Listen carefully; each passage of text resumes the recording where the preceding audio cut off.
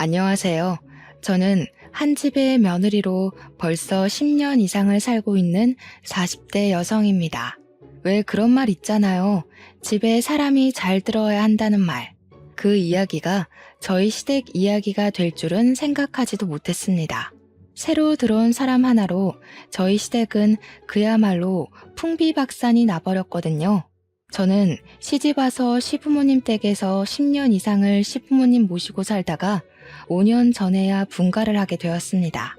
저희가 시댁에 살게 된 건 다른 이유는 없었고 결혼을 조금 일찍 어린 나이에 하다가 보니까 집을 구하고 살림살이 채워넣을 돈이 충분하지가 않았어요. 시댁은 주택에 살고 계셨고 때마침 2층에 세입자가 나가서 저희가 대신 들어가 산다고 하며 시댁에 얹혀 살게 된 거죠. 그렇게 시부모님 댁에 얹혀 살게 되니 월세도 아끼고 처음에는 좋았던 것 같아요. 아이들이 태어나니 일을 다니면서도 맡아줄 사람이 있다는 든든함도 있고 말입니다. 저희 남편에게는 결혼하지 않은 형이 있었어요. 정확히 말하면 남편은 둘째 아들인 거죠. 아주버님은 40대 중반이 되어가도 결혼을 하지 않고 계셨어요. 맞서는 부지런히 보시는 것 같은데 인연이 아닌 건지 아니면 여자를 너무 고르시는 것인지 오랜 시간 동안 인연이 나타나지 않았어요. 집에 한 번도 여자를 데려오지 않으시자 그게 답답하셨는지 시어머니께서는 너는 장가도 안 가냐고 구박을 하시곤 하셨죠. 그렇게 시어머니의 성화에도 넉살이 좋은 아주버님은 그냥 하하 웃어버리고 끝나버리는 거예요. 인물도 좋고 키도 훤칠하고 40이 넘어가도 자기 관리를 꾸준히 해서 배도 안 나오고 직업도 회계사라서 분명 마음만 있으면 금방 여자를 만나 결혼을 하실 법한데 왜 안 하시는 건지 의문이 생겼죠. 그러다가 드디어 아주버님께서 여자분을 집으로 데려오셨어요. 한눈으로 봐도 참 미인이었어요. 그분도 40대 중반이셨는데 어쩜 하나도 늙지 않나 하고 생각할 정도였죠. 피부도 관리를 잘했는지 하얗고 뽀얀 피부가 20대 부럽지 않고 어쩜 몸매도 여리여리한 게 정말 여자가 한눈으로 봐도 반하게 생겼더라고요. 비단 같은 검은 머리를 야무지게 틀어올려 깔끔해 보이는 인상에 붉은 입술, 붉은 매니큐어를 칠했어도 사람이 쉬어 보이지 않고 오히려 고급스러워 보이는 사람이었어요. 그러기 쉽지 않은데 말이죠. 저는 예비 형님을 보고 저 사람 정말 귀티가 난다고 생각했죠. 잘 꾸미고 감각이 있어 보이는 그런 여자였어요. 집으로 들어오며 아주버님과 예비 형님은 시부모님께 인사를 드렸어요. 어머니, 제가 사랑하는 사람을 데리고 왔어요. 이 사람이랑 결혼하고 싶어요. 허락해 주세요. 시어머니는 두 눈을 치켜뜨시면서 그 여자분을 위아래로 훑어보시더니 길게 한숨을 내쉬었어요. 보니까 나이가 있어 보이는데 이제까지 혼자 지냈을 리는 없어 보이고 우리 혁수랑 재혼인 거야? 혹시 자식이 있거나 하는 건 아니지? 여자분은 다소곳하게 앉아 고개를 내리깔고 있었어요. 그리고 두 손을 무릎 위에 포개었죠. 그 모습도 얼마나 청순해 보이던지. 네, 재혼입니다. 사실 2번 사별했어요. 첫 번째는 사고였고 2번째 남편은 병사를 했습니다. 두 사람 사이에 자식은 없었어요. 그 예비 형님은 차분하게 시어머니의 말에 대답했죠. 뭐야, 한 번도 아니고 2번이나? 그것도 사별이라니 말도 안 된다. 혁수야, 너는 무슨 이런 애를 데리고 왔냐, 어? 남편을 2번이나 잡아먹은 여자랑 결혼이라니 말도 안 된다. 난 절대의 결혼 허락 못한다. 네가 이제껏 이런 여자 만나라고 너를 공부시키고 장가를 안 보냈냐? 당장 헤어져. 시어머니는 두 눈을 크게 뜨고 소리를 버럭 내지르셨죠. 시부모님 앞에 앉은 예비 형님은 고개를 떨구고 눈물을 뚝뚝 떨어뜨리며 울었어요. 저도 남편을 2번 잃었다는 소리에 깜짝 놀랐습니다. 미인 당명이라더니 정말 저 여자를 두고 하는 말인가 싶었죠. 왜 미인은 팔자가 사납고 병약하다고 하잖아요. 아주버님은 예비 형님의 어깨를 꽉 잡고 시어머니께 말을 하시더라고요. 어머니, 무슨 말을 그렇게 하세요? 제가 사랑하는 사람입니다. 남편들 죽은 게 다 이 사람 탓이라고 말하는 거예요? 어떻게 그렇게 말을 할 수가 있으십니까? 제가 이런 모습 보여주려고 이 사람을 이곳까지 데려온 줄 아세요? 저는 생전 처음으로 아주버님이 어머님께 큰 소리치는 모습을 보았습니다. 그 정도로 그 예비 형님을 사랑했던 거겠죠. 어머님 말씀이 정말 다 맞아요. 저도 제가 남편 잡아먹은 것 같아 다시는 결혼을 하지 않겠다고 다짐하고 다짐했습니다. 그런데 혁수 씨를 만나고 깊이 사랑하면서 이 남자면 남은 평생을 다시 시작해도 되지 않을까 그런 생각까지 해버렸어요. 처음엔 결혼은 안 된다고 그냥 만남만 가지자고 약속했는데 어쩌다 보니 이곳까지 와버렸네요. 정말 죄송합니다, 어머니. 자네가 알고 있다니 참말로 다행이네. 알면 우리 혁수랑 헤어져. 또 다른 사람 명줄 재촉하지 말고 그런 팔자는 평생 혼자 살아야 맞는 거야.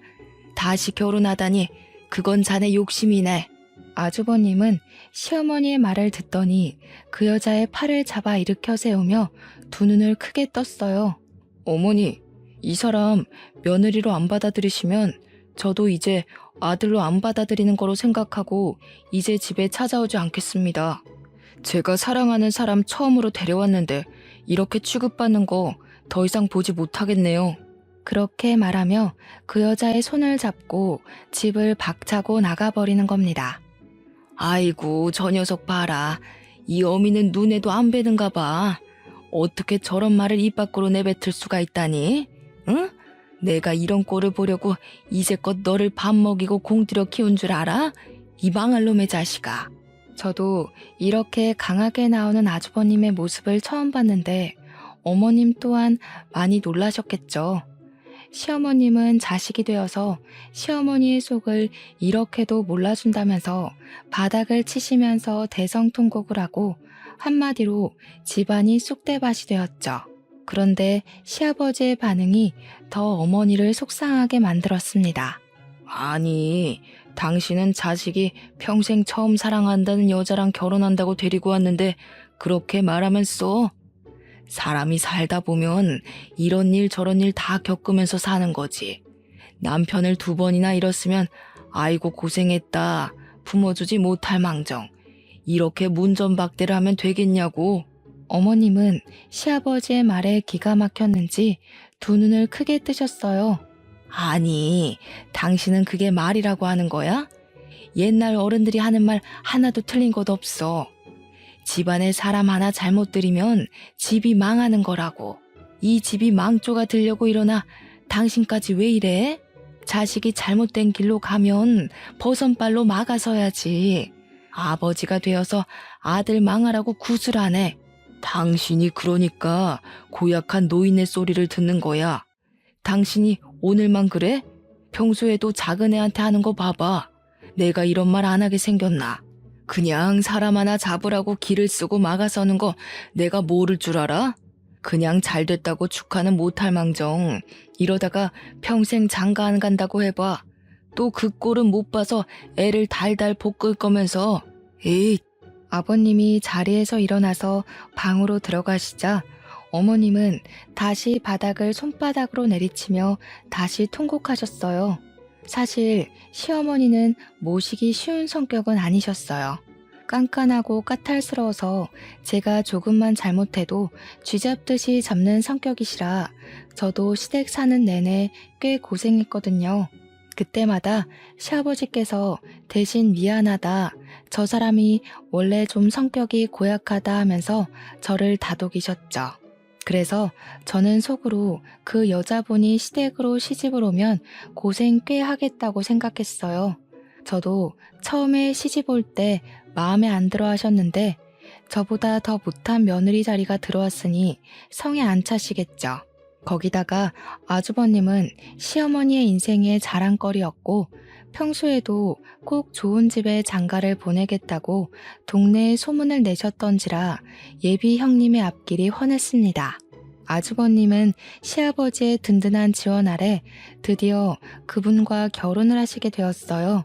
시어머니는 마땅치 않았지만 귀한 장남이 집에 찾아오지 않겠다며 윽박을 지르기도 했고, 시아버지도 아들 앞길 막지 말라며 타박한 탓에 시어머니의 화는 조금 누그러지셨어요. 그 후로 형님을 대하는 태도가 아주 좋아지셨죠. 그런데 황당한 사건은 두 분이 결혼한 지 한 달이 지난 시점에 일어났습니다. 갑자기 집으로 찾아온 두 분은 저희 보고 2층에서 나가라고 하는 겁니다. 두 분이 들어와서 살고 싶다나요? 이제 자기들이 시부모님을 모시겠다고요. 어머님, 아버님, 이제 저희가 모실게요. 동선애가 오랫동안 모시고 살았잖아요. 큰아들이 부모님을 모시고 사는 것도 맞고 나중에 제사랑 그런 것도 다 제가 물려받아야 하는데 동서보다는 저희가 이 집 2층에 사는 게 좋을 것 같아요. 저는 아무 의견도 없이 그런 말을 들은 터라서 너무 어이가 없었습니다. 그래서 나갈 수 없다고 버텼죠. 아니 형님, 그게 무슨 말이세요? 먼저 언질이라도 주시지. 이렇게 갑자기 그런 말을 꺼내시면 저희가 어떻게 받아들여야 하나요? 갑자기 집을 구할 수도 없고요. 저희는 못 나갑니다. 다행히 어머님도 저희 편을 들어주셨습니다. 그때는 얼마나 감사하던지 저의 10년의 세월이 헛수고는 아니었다고 생각했죠. 작은 아들보다 항상 큰 아들을 먼저 챙기셨으니까요. 그게 무슨 말이냐? 작은 애들을 나가라고 하다니. 이제껏 잘만 살았다. 제사야 아직 내가 살아있는데 제사 때마다 와서 도우면 되지. 그게 뭐가 문제라고 잘 사는 애들을 나가라 말라 하는 거냐? 어머님, 원래 부모님은 큰아들이 모시는 거잖아요. 동서도 오랫동안 고생했고 이제 저희가 모시면서 호강시켜드리고 싶어요. 제가 어머님 곁에서 살고 싶어서 그이한테 졸랐어요. 제가 잘 모실게요. 동서, 그동안 부모님 밑에 있었으니 돈 좀 모아놓지 않았어? 동서 성격에 헤프게 사용하지도 않았을 것 같은데. 그 돈이면 작은 아파트라도 나가서 살아.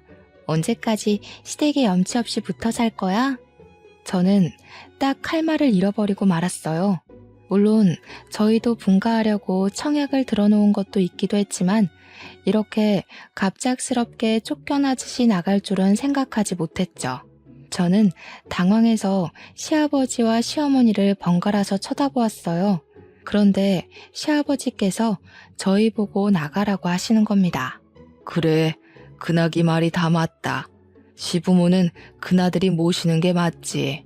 작은 아기 너는 직장 다니니 어차피 집안일도 많이 못할 거잖니.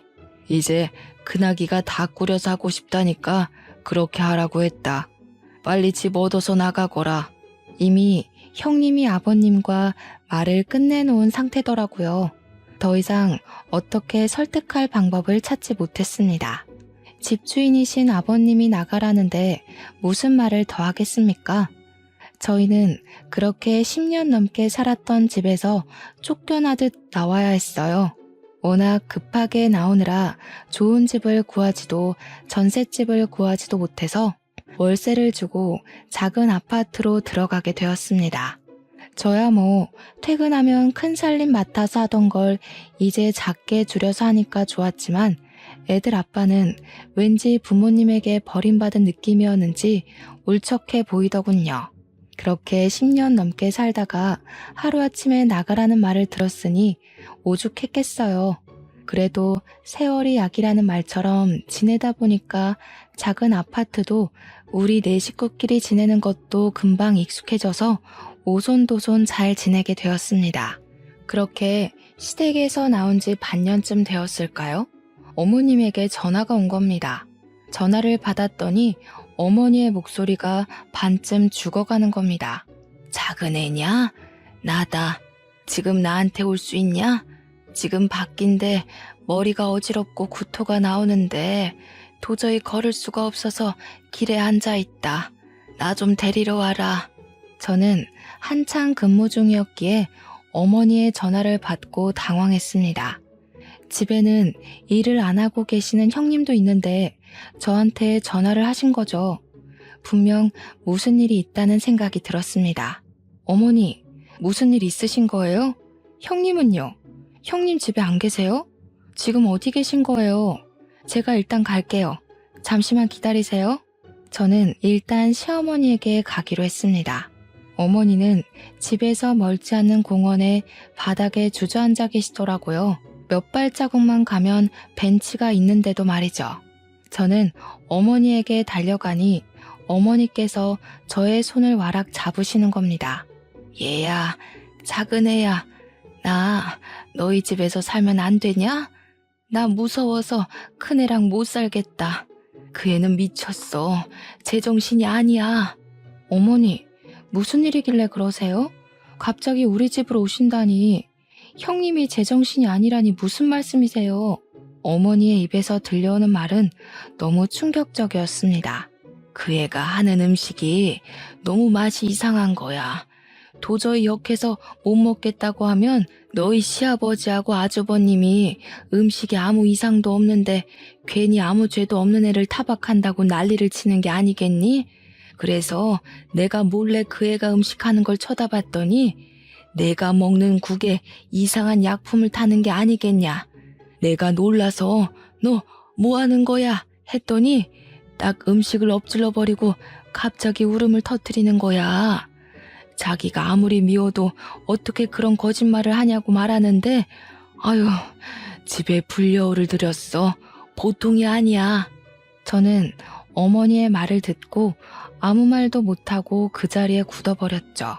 사람 먹는 국에 수상한 약을 넣는다니 평생 들어본 적도 없는 이야기였어요. 어머니는 다시 속이 메슥거린다며 가슴을 문지르시며 바닥에 다시 빈속을 개어내셨습니다. 어머니, 괜찮으세요? 언제부터 이러신 거예요? 병원은 가보셨어요?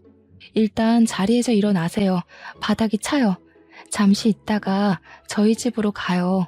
저는 어머니를 일으켜 옆에 벤치로 가서 앉혀드리고 등을 두드렸습니다. 안 되겠다. 아무래도 이대로 있다가는 다들 그년 손에 죽겠어. 작은 애야, 혹시 핸드폰으로 녹음이나 사진 어떻게 찍냐? 그년의 본색을 내 손으로 밝혀내야겠어. 저는 어머니의 핸드폰으로 녹음 기능과 동영상 촬영 기능을 알려드렸습니다.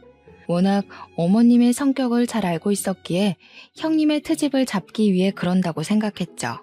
저도 처음에 실수로 참기름 대신에 들기름을 넣었다고 얼마나 크게 혼이 났던지 어머님이 형님에 대한 분노가 넘치는 거로 생각했습니다.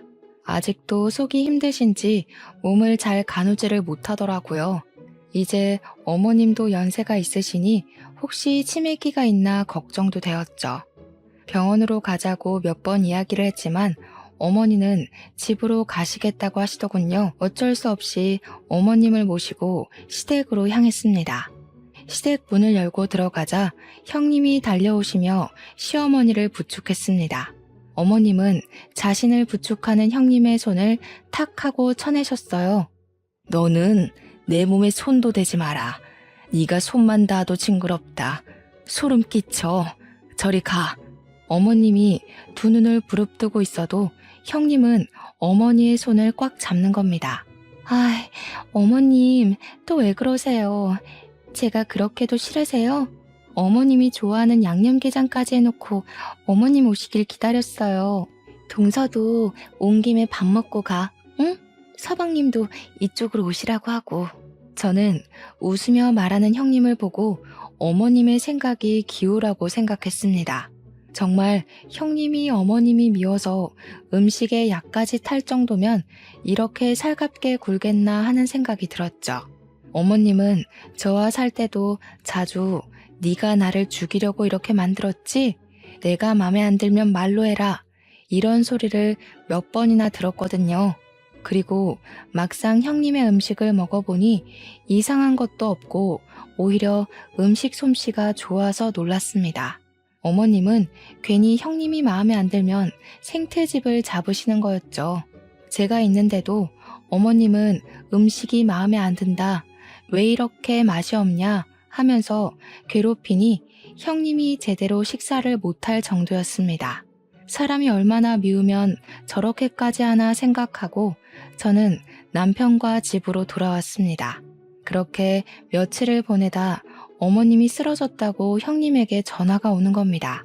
저희는 급히 병원으로 달려갔습니다. 형님은 병원 의자에 앉아 울고 계셨어요. 두 눈은 새빨개지고 손발은 벌벌 떨고 있는 겁니다. 형님, 도대체 어떻게 된 거예요? 어머님이 갑자기 왜 쓰러지신 거예요? 머리를 다쳤다고 들었는데 무슨 일이 있던 거예요? 동서, 그게 내가 점심을 준비하고 있는데 미역국을 끓였거든. 근데 또 어머님이 국에 뭐를 타는 거 아니냐고 또 한 소리를 하시더라고. 아니라고 하는데 어머님이 국을 그대로 바닥에 엎어버리시는 거야. 뭐 항상 있는 일이니까 하고 치우려고 바닥에 숙였는데 부엌을 나서던 어머님께서 바닥에 뿌려진 미역을 밟고 넘어지면서 머리를 식탁에 부딪히셨어. 지금 검사하러 안으로 들어갔는데 안 나오셔.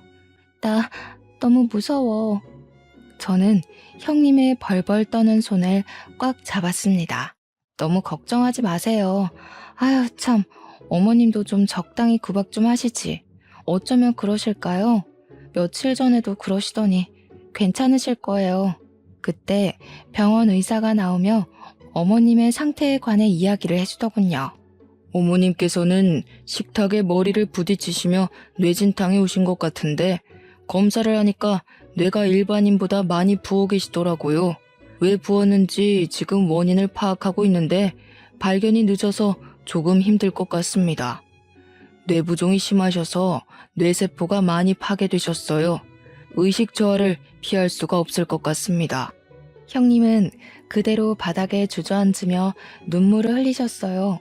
자신이 어머님을 잘못 모셔서 이렇게 된 거라고 그러더라고요. 가족 모두 형님을 위로해드리고 일반 병실로 옮기는 어머님을 보러 갔습니다. 어머님은 정말 누워 눈과 손가락만 살짝 까딱하시고 말은 거의 하지 못하게 되셨어요. 중증 장애를 가지게 돼버리셨죠. 그런 어머님을 형님은 정말 알뜰살뜰 잘도 보살폈어요. 어머님의 몸을 주물러드리고 하루도 빼놓지 않고 산책을 시키고 누워만 있는 어머님이 자주 목욕을 못하니 물수건으로 몸을 닦아내며 자꾸 말을 시키더라고요. 어머니, 오늘 기분은 괜찮으세요? 오늘 날씨가 쨍한 게 너무 좋은데 우리 휠체어 타고 산책이라도 하러 나갈까요? 형님이 그렇게 정성스럽게 돌보는데도 어머님은 손을 좌우로 저으며 싫다고 우시는 겁니다. 저는 고개를 갸웃거리며 형님을 바라보았어요. 아유, 아직도 저렇게 싫으실까? 이렇게 정성스럽게 돌보시는데 좀 참아주시지. 왜? 이래야 우리 어머님답지. 그래도 이렇게 말도 걸고 활동을 자주 해야 병이 호전된다고 하더라고. 전보다 많이 좋아진 것 같지 않아? 어머님, 우리 옷 입고 얼른 나가요. 하루 종일 안에만 있으면 답답하잖아요. 그렇게 어머님께 정성인 형님은 병원에서도 참 효부로 소문이 자자했습니다. 저도 일하는 신세라서 거의 어머님은 형님께 맡기고 신경 쓸 겨를이 없었어요. 형님이 알아서 잘 챙기기도 했고 저까지 나설 필요도 없다고 이기적인 생각을 하기도 했죠. 그렇게 어머님이 병원에 입원을 하고 계시던 어느 날 아버님이 갑자기 교통사고로 돌아가시고 말았습니다. 아버님은 차를 운전해서 병원에서 시댁으로 돌아가는 길에 전봇대를 들이받고 그 자리에서 돌아가셨습니다. 하루아침에 건강하던 시부모님이 두 분이 다 안 좋은 일을 당해서 마음이 좀 그렇더라고요. 한 분은 뇌출혈로 쓰러지시고 한 분은 교통사고로 돌아가시다니 비슷한 시기에 돌아가셔서 집안 분위기는 더 어두워져만 갔죠. 그리고 시부의 교통사고를 저희 남편과 아주버님은 받아들이기 힘들어 하셨습니다.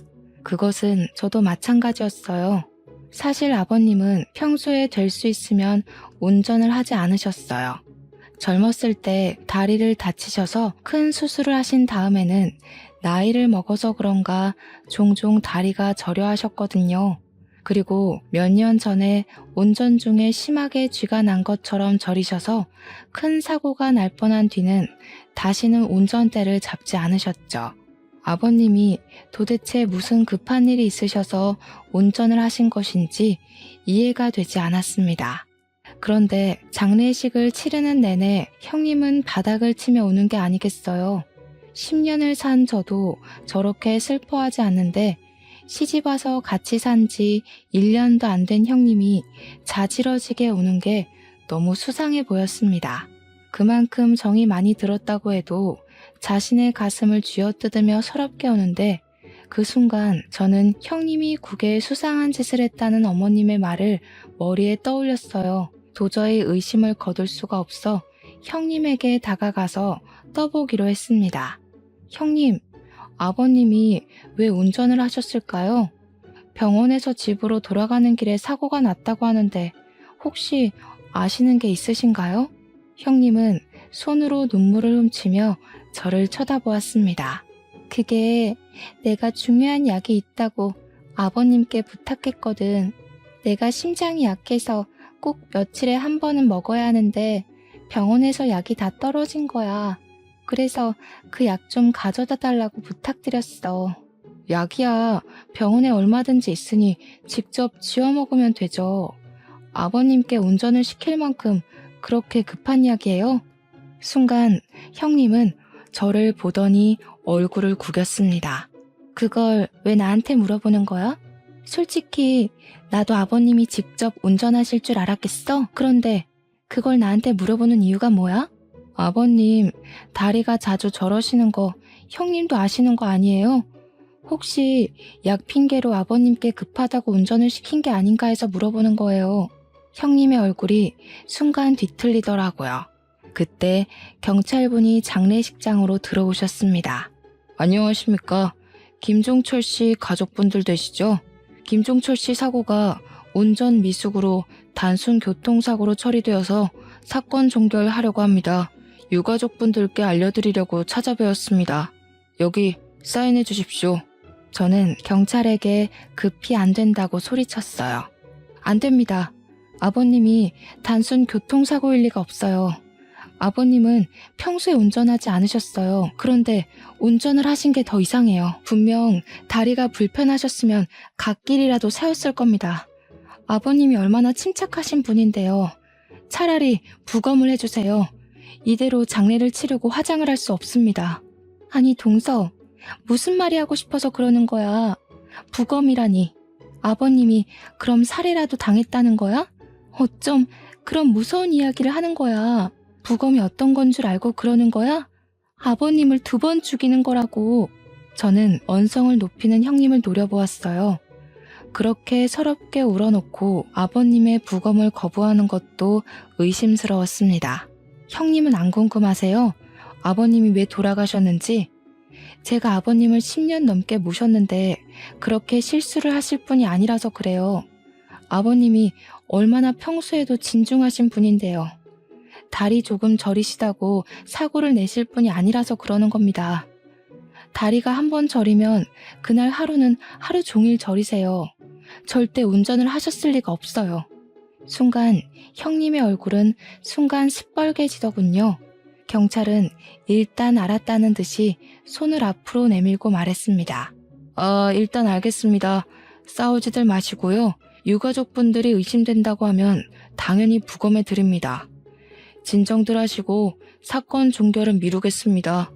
아니, 재수 씨는 왜 일을 이렇게 복잡하게 만드는 겁니까? 그리고 우리 집사람을 그렇게 몰아세우지 마세요. 지금 이게 다 우리 집사람 탓이라는 말로밖에 안 들립니다. 아주버님 말에 저희 남편도 얼굴이 시뻘개져서 한마디 하더군요. 형은 안 이상해? 형수님 들어오고 나서부터 어머니 아버지가 보란듯이 사고가 났어. 이걸 이상하다고 생각 안 하는 거야? 어머니가 이 사람한테 형수가 음식 약을 탔다고 했어. 그리고 평소에 아버지가 운전 안 하는 거 형도 잘 알잖아. 아주버님은 2눈이 시뻘개져서 남편을 향해 손을 들어 올렸습니다. 그 순간 형님이 아주버님의 손을 와락 잡더군요. 안 돼요. 저 때문에 형제끼리 싸우는 것은 못 보겠어요. 저라도 이상하게 생각하겠어요. 제가 온 다음 이런 일이 생긴 거잖아요. 항상 이렇게 열심히 해도 이런 오해를 받아요. 그런데도 이런 상황은 정말 익숙해지지가 않네요. 차라리 저 때문에 싸우실 거면 우리 이혼해요. 형님은 아주버님을 껴안고 다시 울기 시작했습니다. 아주버님은 우리 둘을 노려보며 형님을 토닥이셨죠. 그 모습을 보는데 정말 형님 엉덩이에 꼬리 9개가 보이는 것 같았죠. 어머님 말대로 불려우가 틀림없다는 생각이 들었습니다. 그렇게 정신없이 장례식은 끝이 났지만 아버님의 시신은 저의 바람대로 국과수로 가게 되었어요. 부검하려면 시간이 조금 걸린다고 하더군요. 저희는 아버님을 부검하러 국과수에 보냈지만 사실 아무것도 안 나오길 빌었어요. 특히 친정아버지를 일찍 잃었던 저에게 아버님은 아버지 같은 존재셨어요. 시어머니의 깐깐한 시집살이에도 시댁에서 오랫동안 버틸 수 있었던 건 전부 아버님의 보살핌이 있었기 때문이니까요. 국과수의 연락을 기다리는데 형님이 저에게 전화하셨습니다. 회사 앞이니 얼굴 보며 이야기 좀 하자고요. 형님은 회사 앞 벤치에 앉아 저를 기다리고 계시더라고요. 저를 보고 어색한 미소를 짓는데 저는 속이 참 복잡해지더라고요. 동서, 내가 여기까지 찾아와서 불편해? 나도 한참 고민하다가 찾아왔어. 사실 가만히 있으려니 속이 너무 답답해서 나도 모르게 찾아와 버렸네.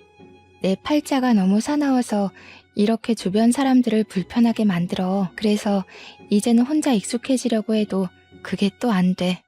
동서도 내가 참 밉지? 그 말을 듣는데 괜히 제가 또 미안해지더군요. 형님은 굵은 눈물을 흘리며 손수건으로 눈물을 닦아내는데 사람 마음이 편할 리가 있나요? 어머님 아버님이 나이가 드시니 괜히 고집도 세지고 평소에 하지 않던 일을 할 수 있는 건데 내가 너무 사람을 몰아세운 건 아닌가 하는 마음이 드는 겁니다. 저에게도 의심스러운 정황만 있지 확증은 없으니까요. 아니에요. 전 형님을 싫어하지 않아요. 그냥 확실히 알고 싶었어요. 명확하게 알고 아버님을 보내드리고 싶었어요. 저도 아버님 몸에서 아무것도 발견되지 않았으면 좋겠어요. 그런 무서운 일을 형님이 했다고 생각하고 싶지도 않고요. 형님은 손수건으로 눈물을 닦아내더니 가방에서 에너지 드링크를 꺼내 뚜껑을 열어 저에게 주었어요. 그렇게 말해주니 너무 고마워. 복잡했던 마음이 안심된다. 자, 동서, 이거 받아. 내가 커피를 사올까 이걸 사올까 고민하다가 커피는 회사에서 마셨을 것 같아서 이걸 사왔어. 한 상자 사왔으니까 동서 1개 먹고 나머지는 회사 사람들이랑 나누어 먹어. 목이 말랐던 저는 형님이 건넨 에너지 드링크를 그 자리에서 마셨고 형님은 이만 가겠다며 돌아가셨어요. 그런데 그날 집으로 돌아와서는 이상하게 몸이 축 늘어지고 하루 종일 구토와 설사를 반복하는 겁니다. 밤새 그렇게 시름시름 앓다가 저는 결국 새벽에 응급실로 링거를 맞으러 가야 했습니다. 간호사가 링거를 갈아주며 저를 보며 깊은 한숨을 내쉬더라고요. 도대체 뭘 드셨어요? 이렇게 급성 탈수는 정말 처음 봤어요. 급성 장염이나 위염이 와도 이렇게 짧은 시간 탈수까지 오지는 않는데 혹시 마지막에 뭐 드신 거 생각난 거 없으세요? 제가 마지막으로 먹은 건 형님이 건네준 에너지 드링크뿐이었죠. 온몸의 세포들이 일제히 일어나며 닭살이 돋아올랐습니다. 회사 사람들에게 전화를 해보니 다행히 저처럼 이상이 있는 사람은 없었습니다. 하긴 제가 먹은 에너지 드링크는 처음부터 형님의 가방에서 나왔고 형님이 직접 뚜껑을 열어주었으니까요. 그 순간 제 머릿속에 어머님의 형님이 음식에 수상한 짓을 했다는 말이 생각났습니다. 그리고 어머님께 알려드렸던 녹음기와 동영상 촬영이 생각이 났죠. 형님의 정체를 밝히려면 분명 그것이 필요하다고 생각이 번뜩 났어요. 손에 꽂힌 링거를 빼고 어머님이 입원해 있는 병실로 향했죠. 다행히 병실에는 형님의 얼굴이 안 보였어요. 어머님은 저를 보시고 입을 살짝 벌리고 두 눈을 옆으로 굴리시더라고요. 저는 어머님을 보며 혹시 핸드폰으로 동영상을 촬영했냐고 물어보니 어머님의 눈이 하늘 위로 갔다가 바닥으로 내려갔어요. 아직 이 정도 인지는 있으시구나 하고 다시 질문했습니다. 핸드폰 어디 있어요? 하고 물으니 어머님 손이 옷장으로 향했습니다. 저는 형님이 오기 전에 어머님 옷장을 뒤졌어요. 어머님의 코트 주머니에서 액정이 깨진 어머님의 전화가 발견되었죠. 저는 서둘러 그것을 가지고 집으로 돌아왔습니다. 어머님 핸드폰은 액정이 깨지고 방전되어 꺼져 있었어요. 그런데 전원을 켜도 켜지지 않는 겁니다. 무엇을 해도 켜지지 않는 핸드폰을 가지고 끙끙 앓고 있을 때 남편이 다가오더군요. 뭘 하는 거냐고 묻길래 어머님과 있었던 일을 설명하니 내일 핸드폰 복원업체에 가보자는 겁니다. 핸드폰 안의 내용은 복원이 가능할 거라고 하더군요. 다음날 남편과 같이 복원 전문 업체를 방문하게 되었어요. 사장님은 핸드폰과 컴퓨터와 연결을 하더니 폰 안에 저장된 데이터를 전부 컴퓨터로 옮기시더군요. 저는 동영상이나 녹음 파일을 봐달라고 부탁을 드렸어요. 그리고 우리는 엄청난 동영상을 보게 되었습니다. 어머님은 핸드폰을 동영상 촬영하시면서 조심히 형님이 요리하시는 것을 찍고 계시더군요. 형님은 콧노래를 부르며 어머님 국에 락스를 넣으시는 겁니다. 어머님의 손이 파르르 떨리며 핸드폰을 놓치셨는지 바닥으로 떨어지고 화면에는 어머님의 얼굴만 보였습니다. 그런데 순간 형님이 어머님에게 다가오며 킥킥거리는 기묘한 웃음소리를 냈어요. 동영상을 보는 저까지 온몸에 소름이 돋아올랐죠. 아니, 어머니, 여기서 뭐 하세요? 제가 얌전히 앉아서 기다리라고 했잖아요. 아직 음식 준비 중인데 또 이렇게 몰래 보면 내가 속상하잖아. 너 내 국에 또 못 탔어. 또 나한테 강제로 먹이려는 거지? 그거 뭐야? 뭐냐고? 보면 몰라요? 보시면 아시잖아요. 제발 그만 좀 하세요. 저한테 이러면 제가 정말 못 참아요. 어차피 어머님 말씀 아무도 안 믿어주는 거 아시면서. 형님은 손에 들고 있던 프라이팬으로 어머님의 뒤통수를 내리쳤습니다. 어머님은 비틀거리며 쓰러지셨고 형님은 미역국을 일부러 바닥에 부으며 급하게 전화기를 꺼냈습니다. 그리고 어디론가 통화하는 소리가 들렸어요. 거기 119죠? 어머님이 미끄러지시며 식탁에 머리를 찌이셨는데 일어나지 못하세요. 어서 오세요. 우리 어머님이 못 일어나고 계세요. 그렇게 말하며 핸드폰을 밟고 지나갔습니다. 형님은 어머님께서 동영상을 촬영하고 있는 줄 몰랐나 봅니다.